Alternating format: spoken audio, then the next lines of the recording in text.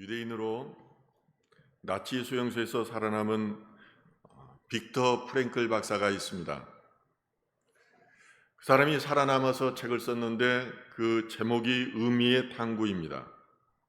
그런 이 책에서 선택의 자유가 얼마나 중요한지를 그는 강조하고 있습니다. 한 구절을 인용하겠습니다. 게슈타포는 모든 것을 빼앗아갔다.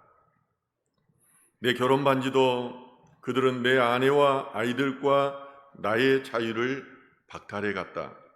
그러나 한 가지만은 빼앗지 못했다. 그것은 나의 선택의 자유이다.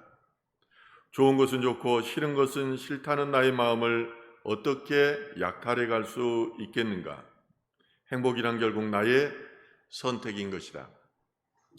하나님께서는 인간을 인격적인 존재로 만들었습니다. 하나님께서는 인간을 오직 하나님께 순종하며 하나님께 영광을 돌리는 그런 기계적인 존재로 만들지를 않았습니다.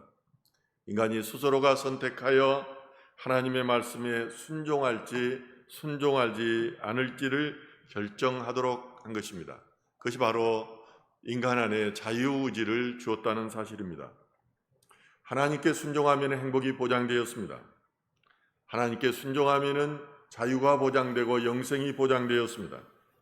그런데 문제는 인간은 하나님께서 보장한 행복과 자유와 영생을 쳐버리고 늘 하나님께로부터 도망가려는 그런 불순종의 특성을 가지고 있습니다. 그것은 바로 뱀 때문입니다. 창세기 3장 1절은 그런대로 이의 단어로부터 시작합니다. 다 좋은데 다른 것이 있다는 것입니다. 그런데 뱀은 여호와 하나님이 지으신 들 짐승 중에 가장 강교하니라. 강교하다는 말은 악하다는 것입니다. 뱀은 영적인 의미로 사단을 의미합니다.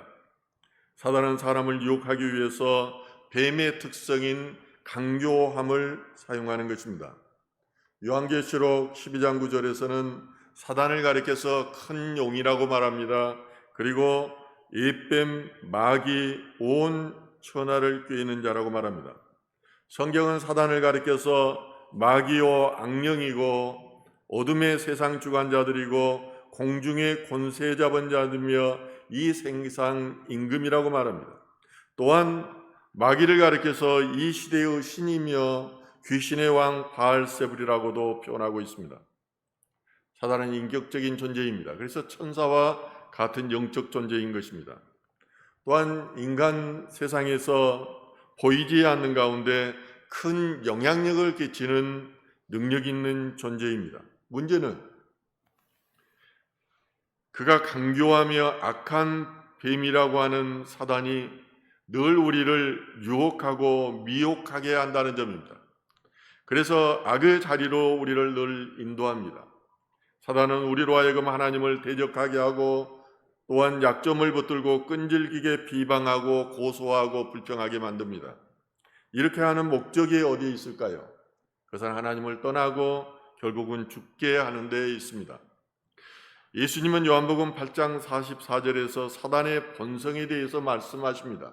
그가 살인자요 거짓말쟁이라는 것입니다. 하나님은 우리를 구원하고 살리시고자 하시지만은 사단의 속성은 죽이는 데 있습니다. 거짓말을 참말처럼 하는 거짓의 아버지인 것입니다. 그래서 시편 전체를 아우르는 1편 1절은 복 있는 자에 대해서 말하기를 복 있는 사람은 악인의 길을 쫓지 않는다고 합니다. 다른 표현으로 말하면은 행복한 사람은 사단의 그 유혹에 넘어가지 않는다는 것입니다. 행복한 사람은 보이는 현상을 보이는 것이 아니라 현상의 뒤에 있는 사단의 영적 활동에 주목하는 사람이어야 합니다. 오늘 본문은 우리가 행복해지기 위해서 어떻게 해야 하는가에 대해서 말해줍니다. 첫째로 행복해지기 위해서는 우리의 영적 상태를 알아야 됩니다. 좀 더 구체적으로 말하면 나의 영적 상태가 노예의 상태인지 자유인인지를 알아야 한다는 점입니다. 이스라엘 자손의 온 무리는 애굽에서 나온 후 한 달 만에 엘리мет을 떠나 엘림과 시내산 사이에 있는 신광야에 이르렀습니다. 그런데 신광야에 이르렀을 때 이제 모세와 아론을 향해서 불평을 쏟아내기 시작합니다. 그것은 그들이 애굽에서 가지고 나온 양식이 다 떨어졌기 때문입니다. 보통 그들은 애굽에서 나올 때 한 달 분량의 양식을 가지고 나왔습니다. 그러나 아껴서 먹더라도 2달이면 다 떨어졌습니다. 그들이 원망하는 소리를 한번 들어보십시오. 오늘 본문 3절은 이렇게 말합니다. 이스라엘 자손들이 그들에게 이르되 우리가 애굽 땅에서 고기 가마 곁에 앉아 있던 때와 떡을 배불리 먹던 때에 여호와의 손에 죽었더라면 좋았을 것을 너희가 이 광야로 우리를 인도해 내어 이 온 회중이 죽게 하는도다. 그들이 애굽에 있을 때 고기 가마 곁에 있을 때와 떡을 배불리 먹던 때라고 말합니다. 애굽에 있을 때는 떡과 고기로 배불리 먹고 살았다는 것입니다. 그런데 지금의 상황은 뭐냐는 것입니다. 배불리 먹기는커녕 광야에서 죽게 생겼다는 것입니다. 불평이라는 것은 이런 것입니다. 말도 되지 않는 소리로 상대의 억장을 무너뜨리게 만듭니다. 애굽의 노예로 살았던 그들이 어떻게 떡과 고기를 배불리 먹었겠습니까? 그리고 애굽으로 돌아가고 싶다는 명분을 만들기 위해서 현상을 과장하는 것입니다. 이것이 사단에 사로잡혀서 노예로 살아온 인간의 모습입니다. 그들은 400년 동안 노예로 살면서 자신의 의지뿐만 아니라 사고와 인식이 왜곡되었습니다. 완전히 노예의 습성이 몸에 배어버린 것입니다. 자유를 누리며 꿈을 가지고 사는 것보다 세상에 갇혀서 주는 먹이를 받아먹는 노예의 삶이 그들은 더 행복하다고 주장하고 있습니다. 우리는 너무나 오랫동안 세상의 주인인 사단의 종으로 살아왔습니다. 세상이 공정한 것 같지만은 그렇지만 않습니다. 공무원 사회도 술을 권하는 사회입니다. 술을 잘 마시는 사람이 승진하고 성공하기 때문에 하나님의 자녀들이 공무원 사회에서 일하는 것도 너무나 힘드는 것입니다. 그래서 세상을 살아가다 보면은 인식의 장벽에 갇히고 물질의 장벽에 갇히고 관습의 장벽에 갇혀서 자신의 노예로 살아가고 있다는 사실마저도 망각해 버리는 것입니다. 설사 누군가가 다가와서 그에게 당신이 노예로 산다고 또 비참한 이 죽음의 길에서 벗어나서 생명의 길로 나아간다고 말해주더라도 그 말이 들리지가 않는 것입니다. 왜냐하면 이렇게 살면 최소한 굶어 죽지는 않는다는 것입니다. 죽고 나서는 나에게 알 바가 아니고 지금 나의 배부림이 중요하다고 말하는 것입니다. 그러므로 그들은 자신을 가두고 있는 인식의 틀을 깨뜨리지 못하고 도무지 아래서 깨어나려고를 하지 않습니다. 헤르만 헤세의 데미안이라는 책에서 주인공은 이렇게 말합니다. 새는 알을 깨고 나오려고 투쟁한다. 그 알은 세계이다. 태어나려고 하는 자는 누구나 하나의 세계를 깨뜨리지 않으면 안 된다. 새는 신을 향해 날아간다. 행복은 나의 영적인 상태를 깨닫는 데서부터 시작됩니다. 나의 생태가 부유함과 명예로운 삶인가를 떠나서 나의 영이 세상력에 사로잡혀 있는가 아니면 하나님의 영에 사로잡혀 있는가를 깨달아야 하는 것입니다. 세상 영에 사로잡혀 있다면 하루빨리 알을 깨고 나와야 합니다. 이 알이라는 것은 인식인 것입니다. 그리고 이제 하나님을 향해서 힘껏 날아가야 하는 것입니다. 그렇지 않으면 애굽 땅을 떠나온 이스라엘 자손들이 애굽으로 돌아가고 싶다고 부르짖는 것처럼 우리가 하나님의 자녀가 되었다고 하면서도 교회에 나와서도 세상 생각 또 세상으로 돌아가고자 늘 몸부림치는 것입니다. 하나님은 이러한 이스라엘 백성들의 영적 상태를 깨우쳐주기 위해서 바로 왕에게 10가지 재앙을 내렸습니다. 10가지 재앙은 애굽인들이 섬기는 신들에 대한 하나님의 심판이었습니다. 나일간 신부터 시작해서 9번째 태양신 그리고 10번째 태양신의 아들 바로의 장난까지 심판하신 것입니다. 그럴 뿐만 아니라 출애굽 과정에서 홍해의 갈라짐을 보여주었습니다. 낮에는 구름 기둥으로 밤에는 불 기둥으로 지키시며 마라의 쓴물을 달게 하시는 그런 이적도 보여주셨습니다. 그럼에도 불구하고 이스라엘 백성들의 영적 상태는 자신의 배고픔을 참지 못하고 모세와 아론을 원망하고 있는 것입니다. 그들의 영적 상태는 보이는 모세에게 있었으며 그들의 영적 상태는 배고픔에 있었습니다. 그들의 뒤에서 역사하시고 인도하시는 하나님을 그들은 보지 못한 것입니다. 그러므로 그들의 불평이 모세와 아론에게 향하는 것이 아니라 하나님께 향하고 있다는 것을 그들은 알지 못했습니다. 모세와 아론은 하나님의 특별한 소명을 받은 하나님의 사람이었습니다. 그들은 그 특별한 소명과 사람으로 말미암아서 고난과 시련을 많이 겪어야 했습니다. 그러나 이스라엘 백성들은 모세와 아론에게 감사하기는커녕 계속해서 원망과 불평을 쏟아냈습니다. 모든 것이 다 당신 때문이라는 것입니다. 사단은 일하지 않으면 건들지를 않습니다. 그러나 하나님의 일을 하려고 하면 지도자를 공격하고 넘어뜨리려고 합니다. 우리의 신앙생활을 하면서 우리의 영적 상태를 수시로 점검하고 깨어 있어야 하는 이유가 바로 여기에 있는 것입니다. 원망하고 불편하면 우선 나의 마음이 시원해집니다. 하고 싶은 것을 다 하기 때문입니다. 원망하고 불편하고 나면 자신이 불공평하고 불의한 이 세상보다도 더 공의로운 사람처럼 여겨집니다. 모세라고 해야 할 말이 없었겠습니까? 모세라고 해야 억울하지 않았겠습니까? 그러나 원망과 불평 뒤에서 분쟁과 다툼만이 있기 때문에 그는 말하지 않았습니다. 고린도전서 13장 4절에서 바울은 사랑은 오래 참고라고 말합니다. 또한 고린도전서 13장 7절에서 사랑은 모든 것을 참으며 모든 것을 믿으며 모든 것을 바라며 모든 것을 견디느냐라고 하십니다. 모든 것을 오래 참고 견디는 것이 사랑의 시작이며 끝이라는 것입니다. 설교를 준비하고 있는데 어떤 선배분이 저에게 카톡으로 진정한 참음이라는 그런 글을 보내왔습니다. 그 글 중에는 이런 표현이 있었습니다. 참기 어려운 것을 참는다는 것이 진정한 참음이다. 사실 저는 어떤 사람 때문에 매우 화가 나 있었습니다. 그 사람이 뒤에서 저의 험담을 하고 다닌다는 것이 영적으로 느껴졌기 때문입니다. 그러나 이 선배분의 글을 보는 순간 하나님께서 저에게 주는 말씀처럼 느껴졌습니다. 불평하고 원망하는 사람은 하나님의 심판이 맡기자는 것이었습니다. 그렇습니다. 세상의 일은 세상 사람들에게 맡기고 우리는 하나님의 일만 하면 됩니다. 하나님의 일을 하면 마귀의 공격은 매우 자연스럽고 당연한 일이 되는 것입니다. 그럼에도 불구하고 우리는 하나님의 편에 서야 합니다.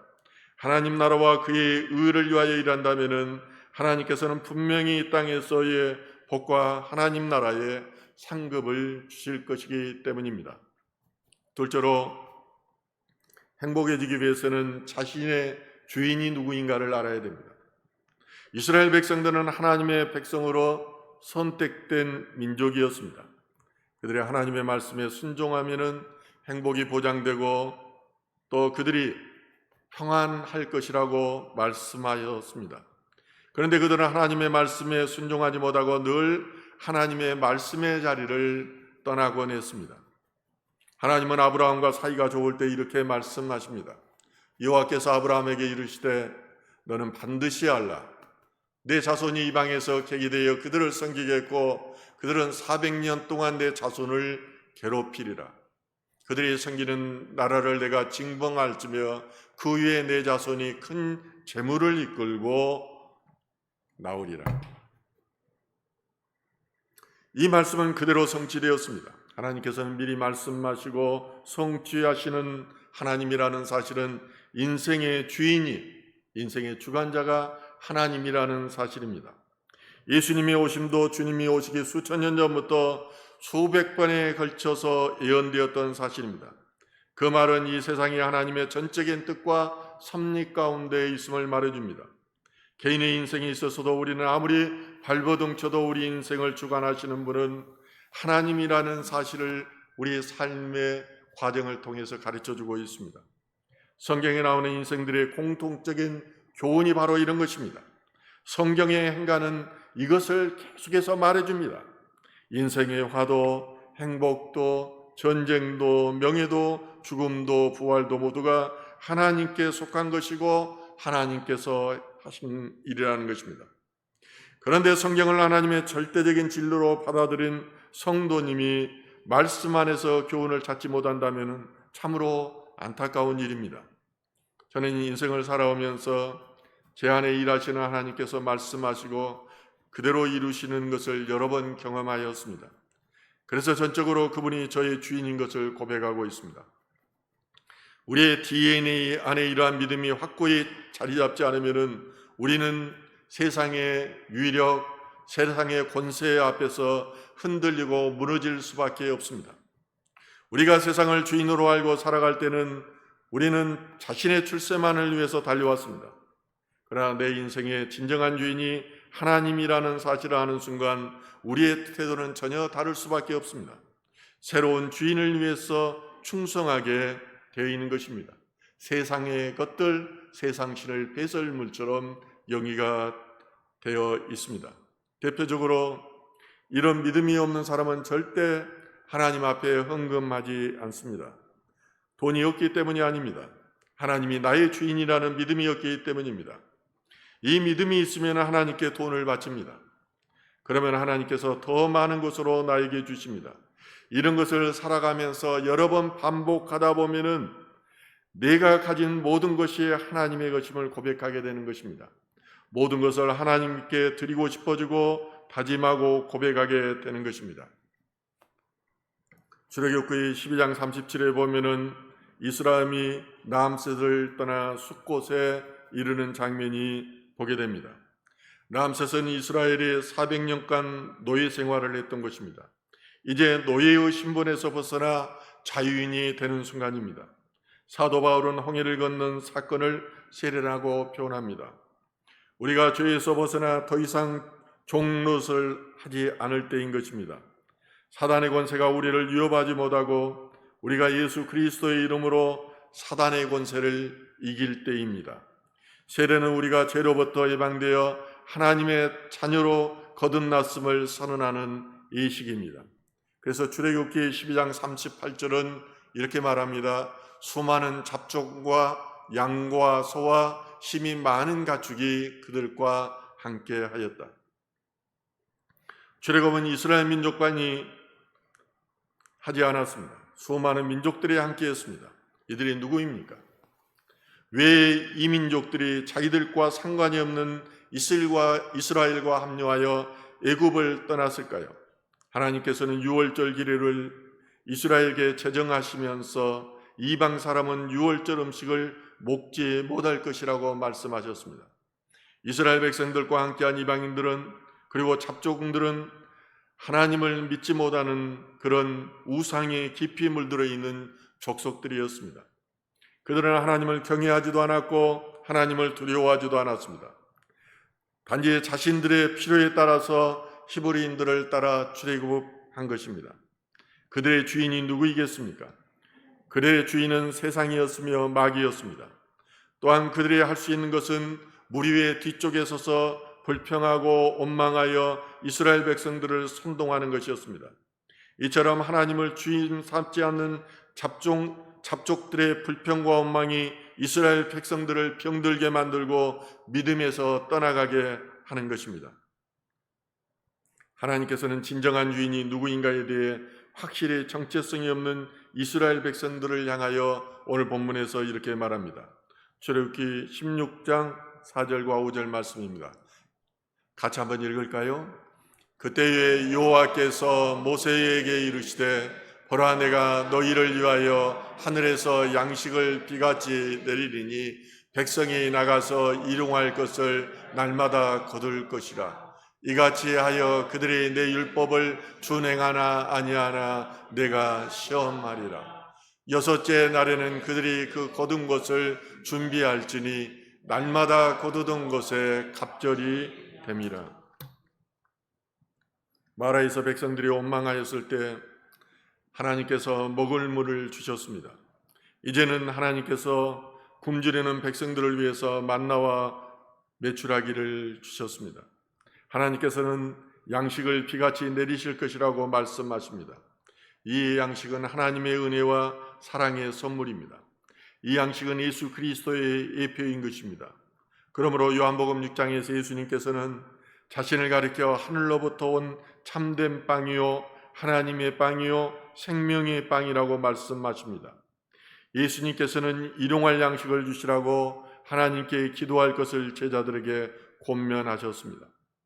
하나님께서는 6일 동안 하늘의 양식을 먹고 여섯째 날에는 그들이 날마다 거두인 것에 갑절을 거두리라고 말씀하십니다. 7일 날에는 은혜에 감사하며 쉬라는 것입니다. 너희가 내 율법을 지키는지 시험하리라고 말씀하십니다. 이것이 바로 하나님을 주인 삼는 인생들이 살아가야 할 삶의 방식입니다. 전도서 5장 10절은 말합니다.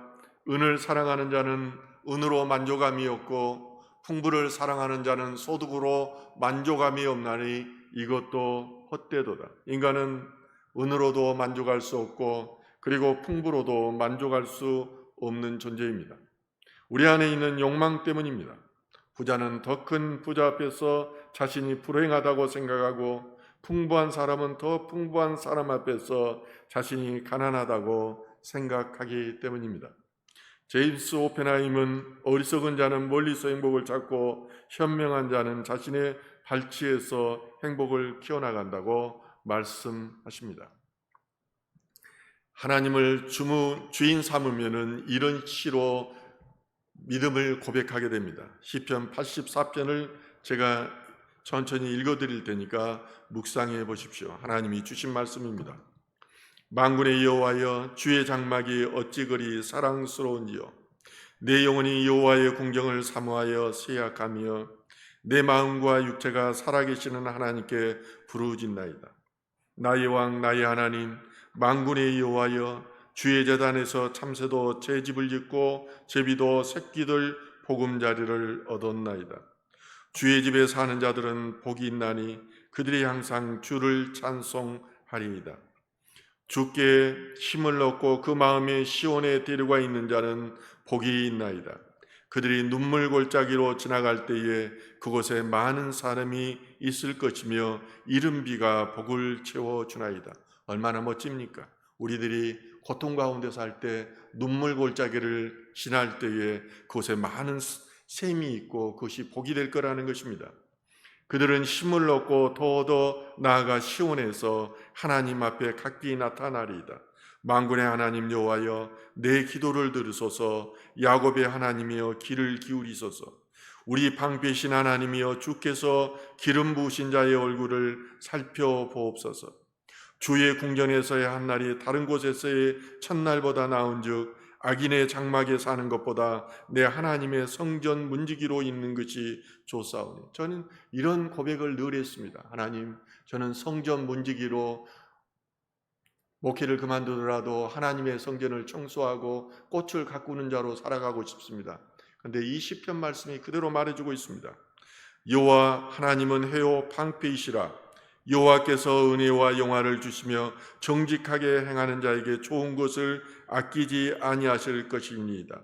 만군의 여호와여, 주께 의지하는 자는 복이 있나이다. 아멘. 네. 저는 굉장히 이 시가 감동이 오고 하나님께서 저의 마음을 어떻게 하시고 이 시편을 저에게 주실까 하는 마음을 갖게 됩니다. 하나님은 우리에게 감사할 수 있는 수많은 조건들을 주셨습니다. 또한 그 하나님을 믿고 의지하면 더 많은 것을 주실 것입니다.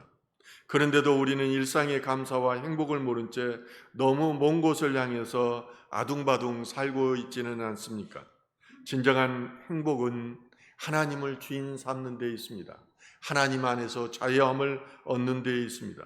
또한 진정한 행복은 예수님과의 만남에서 나오는 것입니다. 하나님을 주인 삼고 예수님과의 만남을 통해서 인생을 행복으로 가득 채우는 저와 여러분 되기를 주님의 이름으로 축원합니다. 오늘 본문